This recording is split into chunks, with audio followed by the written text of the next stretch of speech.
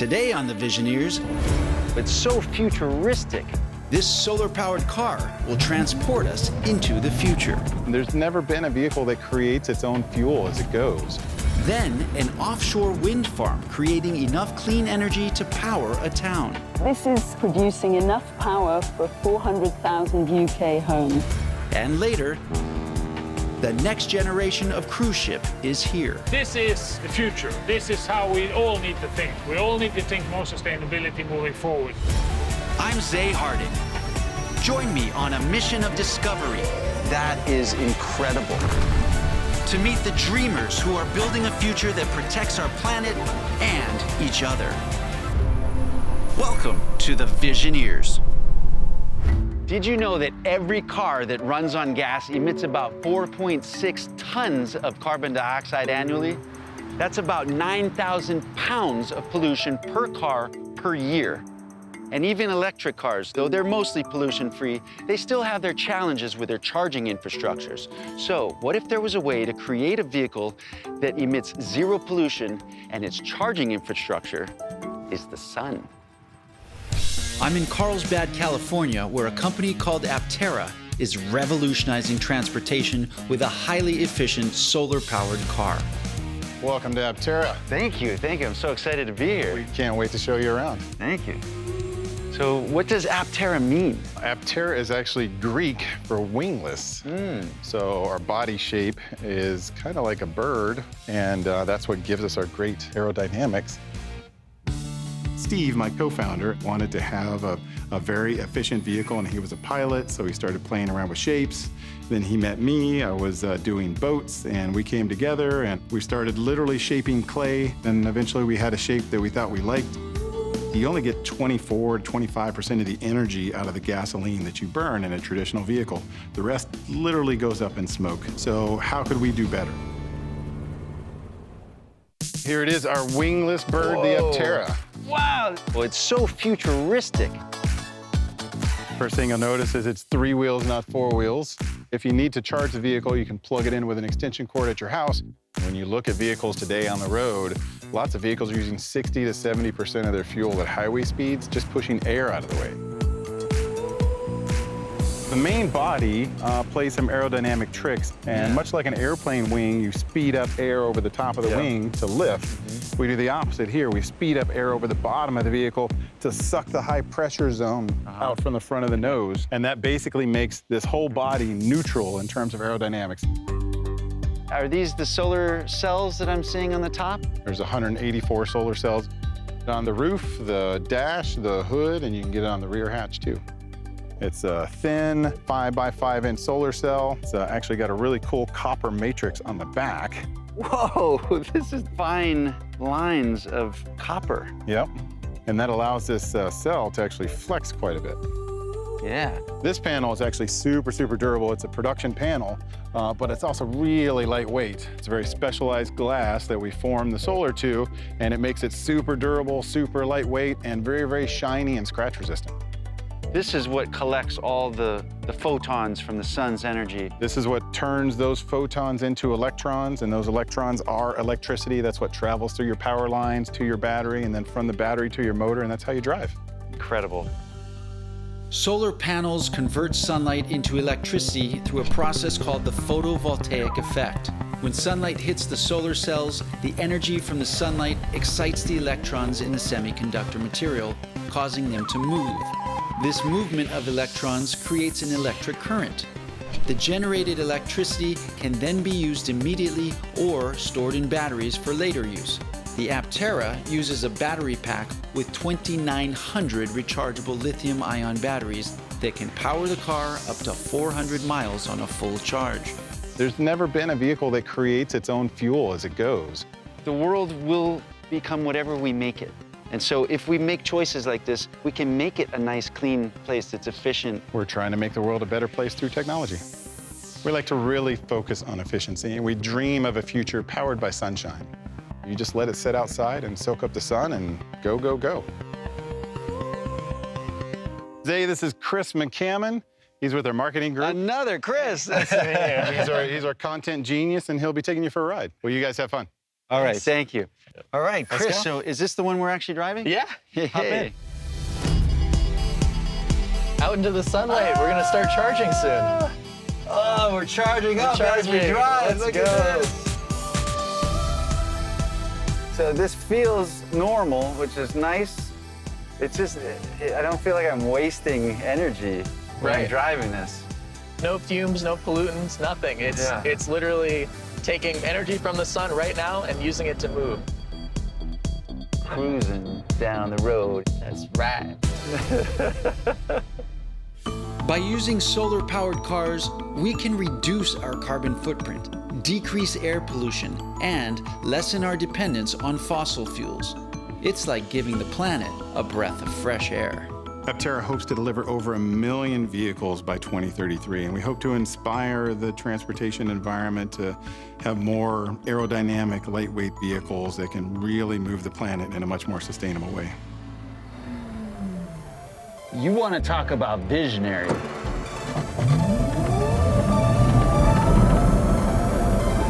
Coming up, we travel to England where these offshore wind farms are powering the future. This is now producing enough power for 400,000 UK homes.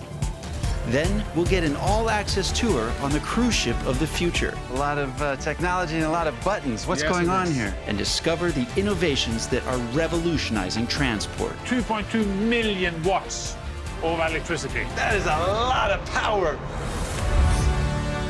The Visioneers will be right back.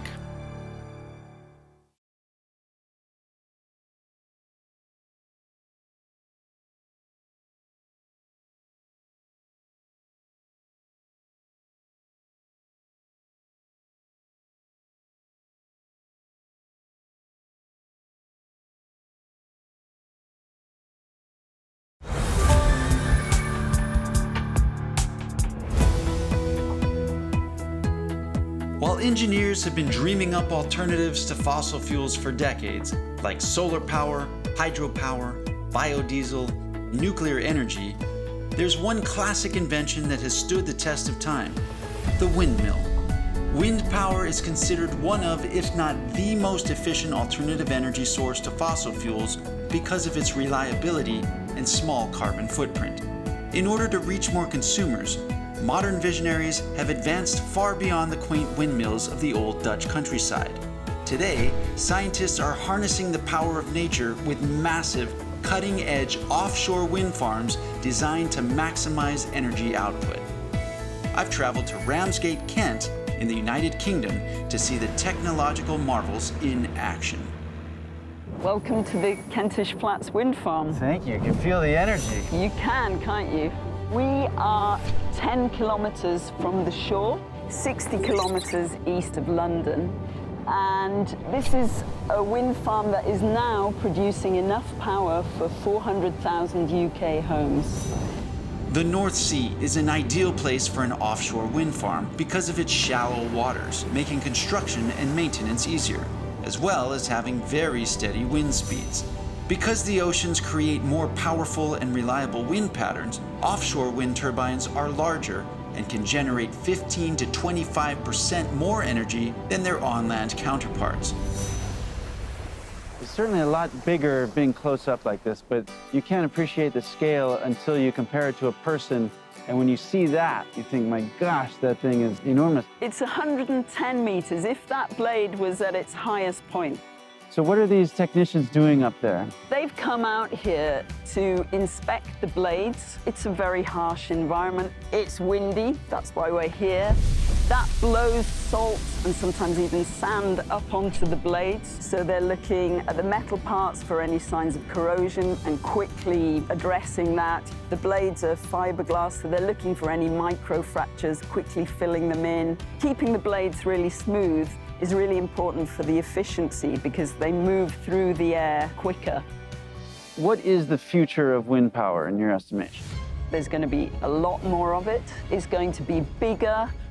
It looks big, but today we're doing the final designs on our next project. So we're going further out to sea, because further out to sea you go, the stronger and more constant the wind is. And also you can put much bigger turbines out there, and the higher you are in the air, the stronger the wind is. They're going to be, to the tip height here, approximately 3 times the size of that. So there'll be tens of them out in the sea, producing enough power for 4 million UK homes. It is hugely exciting, and it is bringing lots of different specialists and expertise together to really help solve our climate problems. I, for one, am blown away. By scaling up the production of offshore wind farms, energy companies like Vattenfall can tap into the world's offshore wind energy potential and bring clean, sustainable energy to power tens of millions of homes around the world. Coming up, A lot of technology and a lot of buttons. What's going on here? we unveil the technology powering the next generation of cruise ships. So this is the future. This is how we all need to think. The Visioneers will be right back.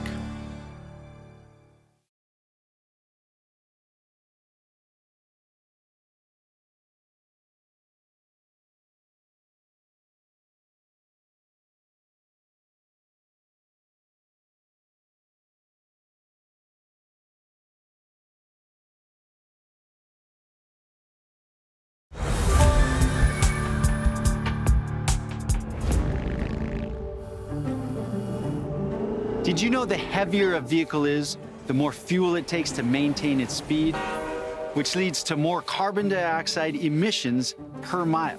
It's true. And the average cruise ship weighs about 120,000 tons, burning greenhouse gases equivalent to 12,000 cars. What if there was a way to change all that?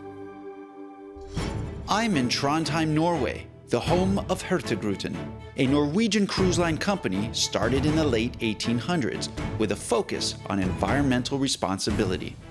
Gerry? Say, how are you? Doing well, thank you. How are you? I'm good. Welcome aboard Hurtigruten's first battery-powered hybrid ship. Wow, a battery-powered hybrid ship. Yes. What a concept, huh? Hurtigruten ships are highly sustainable. They have a zero edible food waste program, have no single-use plastics on board, and use advanced wastewater treatment systems. In 2022, the company started converting their ships into hybrids, and they now have 3 in their fleet. Their C.O.O. Gerry is giving me a tour of one of them. So now I want to invite you up to the bridge. You would like that? Yes, of course. Okay, It's let's not do every that. day you get invited up into the Okay. bridge of a sustainable ship. Welcome to the bridge. Hey, what a view, huh? This is where they steer the ship. Nice. You know? There's a lot of technology and a lot of buttons. What's Yes, going it on is. here? So basically our navigator here is the one that's taking us safely to the next port. He does that by use of a lot of computers, as you can see. In Norway, we always wanted to kind of pride ourselves in the fact that we are conscious about sustainability. In 2021, we started a project of converting the ships into hybrid. After having had this ship in operation for more than a year as a hybrid vessel, we have a reduction of our CO2 emissions in the neighborhood of 25%. What makes this a hybrid ship? It can run on either batteries alone, or a combination of batteries and engines, or it can run on only engines. A hybrid ship, you can also plug in, like you do with your car. And that power that you get from plugging in runs everything that needs to run on the ship while you're alongside the pier. So nothing's being compromised to make this switch. No, rather the opposite, because when you have these batteries, it is cheaper than running your engines fuel-wise, but the main point is that it's 100% more environmental friendly than to have your engines running while you're alongside a pier. Right. Instead of building new ships, which would leave a larger carbon footprint, the company rebuilds their old ships to turn them into hybrid and environmentally sustainable ships. You take an old ship and you make it modern and you make it more environmental friendly. This includes converting spaces like the control room. This is running everything that's moving on the ship. Now you can see the batteries at 91% charged. And creating a battery room. Welcome to the battery room. Where are the batteries? Well, they're all inside these cabinets here. Each of these cabinets are filled with batteries. 2.2 million watts of electricity. That is a lot of power. It is a lot of power, it's a lot of batteries, but it's also making the ship a lot greener and more environmental friendly. So this is the future. This is how we all need to think. We all need to think more sustainability moving forward. and I even get to see the ship plug in at the port. Wow, what a production just to charge it, huh? Yeah. So this is pulling it up to the actual socket. Yeah. It's like something you see on a spaceship. That's correct. So now what I'm going to do, I'm going to take you to a very special place of mine where we are looking at what we can do for the future ships for creating a zero-emission ships. Ooh. You want to go and see that? Absolutely. Okay, let's Yeah. go. And we are working on the first zero-emission cruise ship in the world. We want to now get rid of the engines, basically, and go to full battery. And hopefully, some years down the road, we can all say that we only operate zero-emission cruise ships. Sounds like we're walking into the future. Yeah, that's exactly what's happening. After the break, Look at this facility. Yeah, it's quite large, isn't It's it? huge. a modern testing facility that's helping a sustainability dream finally come true. This is years in the making. It is. I'm so excited you wouldn't believe it. The Visioneers will be right back.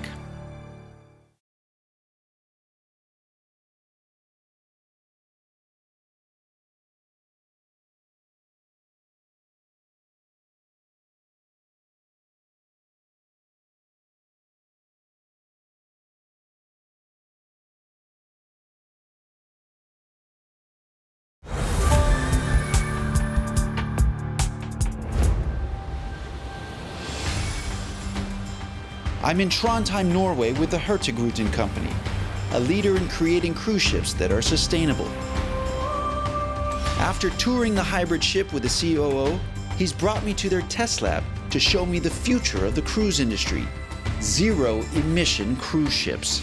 So now here we are in the control room at Sintef, and this is where we are making tests for our new zero-emission ship. Is that even possible to have a zero-emission ship? We believe that's possible, yes. After the hybrid ships, it was just natural that we took the next step, which was electrified with batteries, but including also other things like sails and solar panels. And this will be the first zero-emission cruise ship in the world.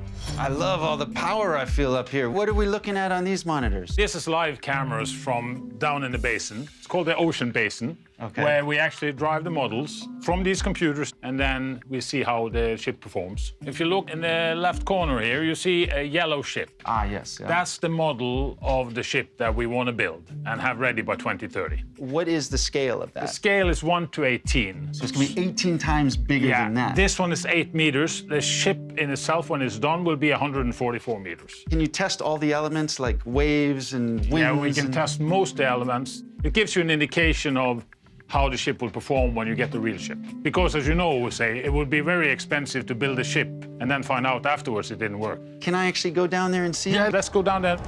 Look at this facility. Wow. Yeah, it's quite large, isn't It's it? huge.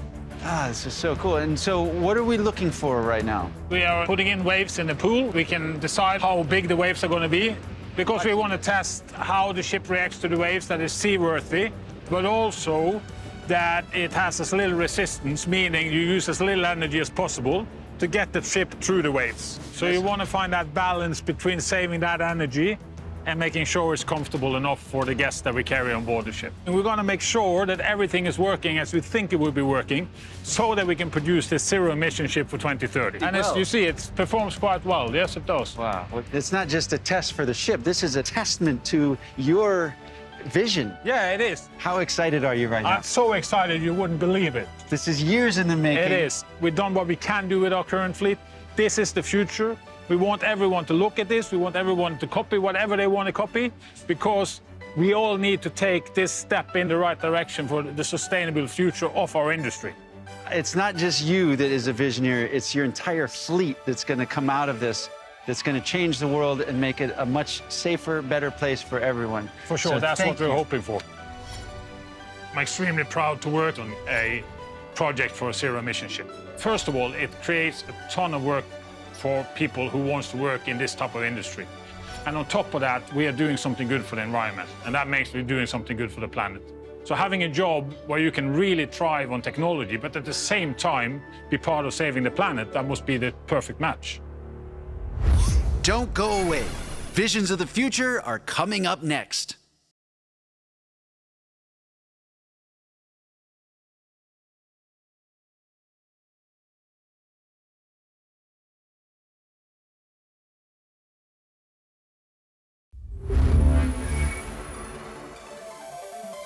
My vision of the future is where we use all the engineering talents and capabilities we have to treat the planet better and make for a brighter, cleaner future.